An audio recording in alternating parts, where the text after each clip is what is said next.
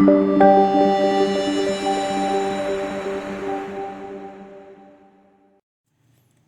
अस्सलाम वालेकुम स्टूडेंट। तो आज मैं आपको सिखाऊंगा एक ही लेक्चर के अंदर एमएस पावर पॉइंट में प्रेजेंटेशन बनाना। तो अभी जो सॉफ्टवेयर मेरे पास है ये माइक्रोसॉफ्ट पावर पॉइंट 2007 है, और इसके बाद आपको मैं जो लेटेस्ट वर्जन है उसके ऊपर जो नए टूल जो जिद्दत आई है, इसमें जो डेवलपमेंट हुई है माइक्रोसॉफ्ट की तरफ से, वो सारे समझाऊंगा और उसमें प्रेजेंटेशन बना के दिखाऊंगा।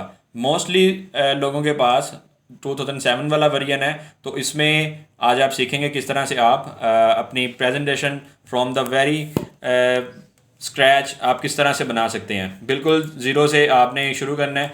अब सबसे पहले जब आपने प्रेजेंटेशन बनाना शुरू करनी है, आपका टॉपिक डिसाइड होना चाहिए कि आपने किस टॉपिक के ऊपर प्रेजेंटेशन बनानी है।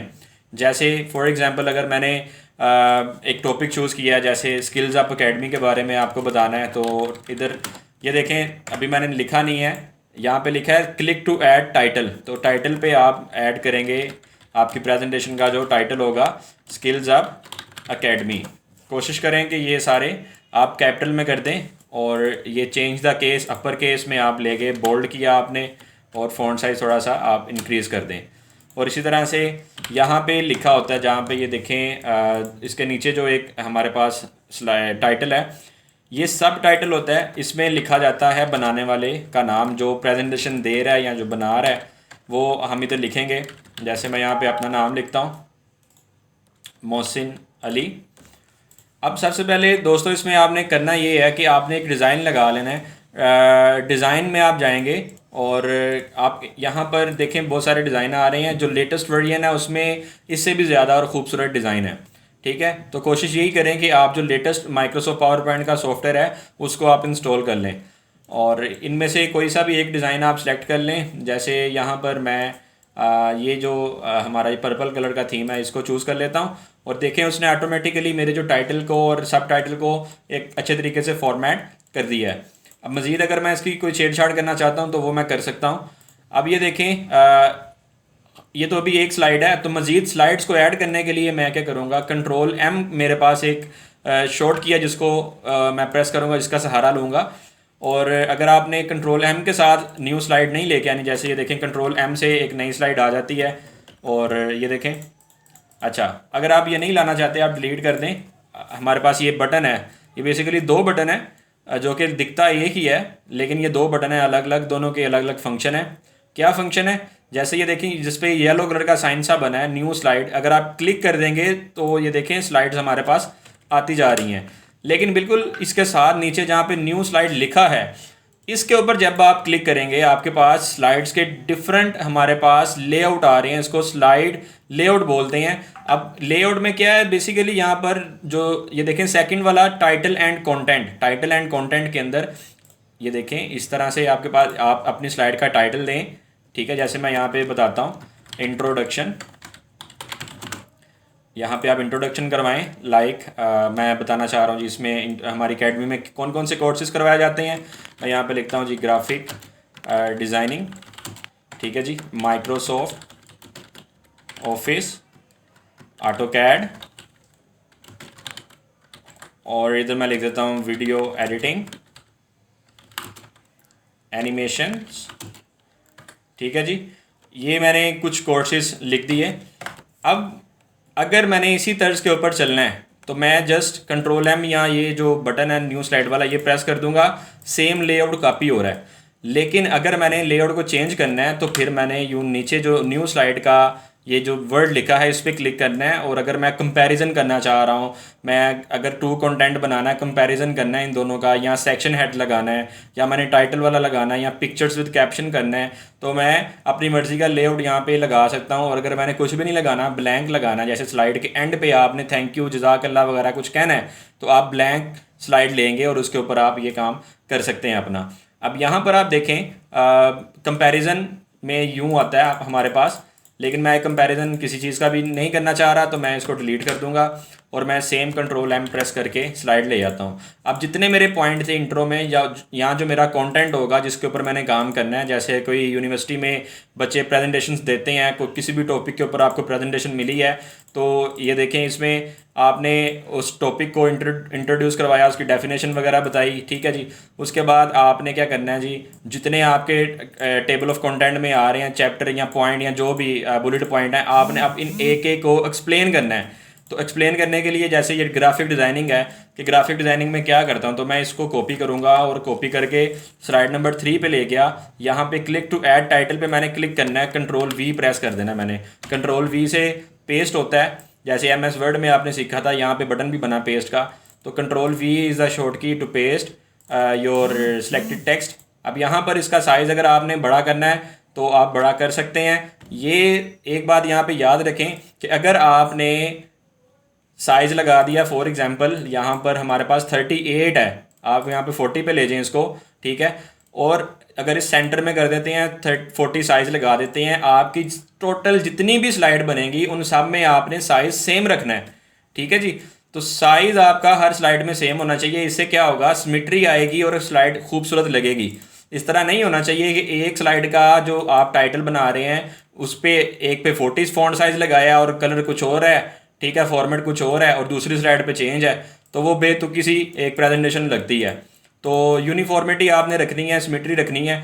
अब ग्राफिक डिज़ाइनिंग में मैं क्या क्या कराता हूँ, अब इधर मैंने बताना जी, हम इसमें एडोब इलस्ट्रेटर सिखाते हैं जी, ठीक है जी। हम इसमें एडोब फोटोशॉप बताते हैं, और क्या सिखाते हैं जी, जैसे फॉर एग्ज़ाम्पल कोरल ड्रा है, ठीक है, इन पेज उर्दू है, ये हम सिखाते हैं जी इसमें, ठीक है।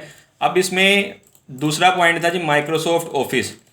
अब मैंने माइक्रोसॉफ्ट ऑफिस को कॉपी कर लेना है, या मैं खुद भी लिख सकता हूँ, कंट्रोल एम किया, स्लाइड नहीं आई, यहाँ पे लिखता हूँ जी कंट्रोल वी, और ये देखें सेंटर में किया, इसका फ़ॉन्ट साइज़ मैंने 40 किया था तो इधर भी 40 करूँगा ताकि एक जैसा रहे।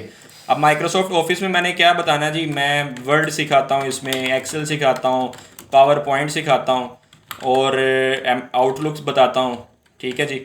और इसमें क्या जी, विजियो है, ठीक है जी, और एमएस लोगो आ जाता है, पब्लिशर आ जाता है, ये सारी माइक्रोसॉफ्ट की मैं प्रोडक्ट बता देता हूँ जी इसमें। तो अब देखें, अगर इनको भी एक्सप्लेन करना है तो मैं इसी तरह से करूँगा, जैसे वीडियो एडिटिंग में लिख देता हूँ प्रीमियर प्रो है, या कुछ और सॉफ्टवेयर हैं, एनिमेशन में भी मैं डिफरेंट सॉफ्टवेयर बता देता हूँ। अब इस तरह आप अपनी प्रेजेंटेशन बनाते जाएंगे और ये ऊपर टाइटल आते जाएंगे।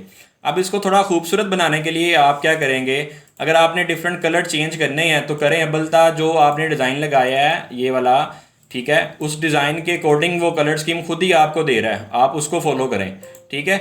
अगर आपने डिज़ाइन चेंज करना है, आप डिज़ाइन पे जाएं, आप इस पर क्लिक करें, ये देखें उसने टोटल डिज़ाइन ही चेंज कर दिया आपका, ये देख लें आपके पास डिफरेंट ऑप्शंस आ रही हैं, ठीक है जी। ये शुरू में भी आप कर सकते हैं, प्रेजेंटेशन बना के भी आप कर सकते हैं।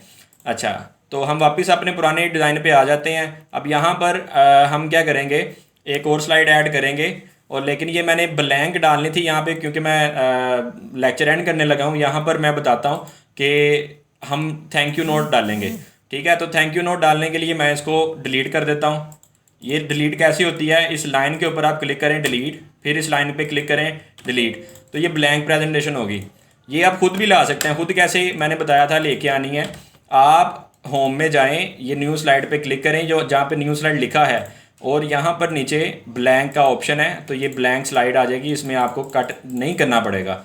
अब यहाँ पर अब आप इमेजेस अगर लगाना चाहते हैं, ठीक है, जैसे ग्राफिक डिज़ाइनिंग में आप इमेज लगाना चाहते हैं, ऑफिस वाले में इमेजेस लगाना चाहते हैं, और यहाँ पर ब्लैंक में आप थैंक यू नोट देना चाहते हैं, तो आप गूगल का सहारा लेंगे। ये उस्ताद गूगल, यहाँ से ग्राफिक डिज़ाइनिंग का अगर आप पोस्टर उठाना चाह रहे हैं, ठीक है, जैसे फॉर एग्जांपल आप ये उठा लें और इसको आप फिर डाउनलोड करें, सेव इमेज एज़, और हम इसको सेव कर देते हैं डेस्कटॉप के ऊपर, ठीक है। इसका कोई भी नाम मैं रख देता हूँ और इसको सेव कर दिया। इनमें से कोई सा भी एक मैं उठा लेता हूँ, फॉर एग्ज़ाम्पल हम ये ले लेते हैं, इसको अब हम डाउनलोड करेंगे, सेव इमेज एज़, और इस फाइल को हमने सेव कर दिया किसी भी नाम से। अब इसी तरह स्लाइड के बिल्कुल एंड पे जो ब्लैंक स्लाइड ली थी वहाँ पे थैंक यू लिखना है हमने। थैंक यू गूगल पे लिखेंगे, इमेजेस में जाके हमारे पास डिफरेंट थैंक यू के पोस्टर्स आ रहे हैं, तो ये हम एक उठा लेते हैं कोई सा भी, ठीक है जी, ये ले लेते हैं।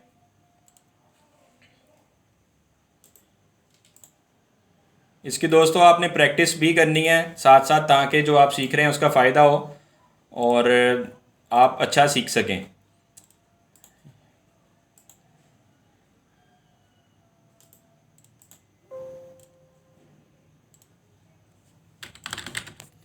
ये लें जी, ये 3 इमेजेस मैंने सेव कर लिए।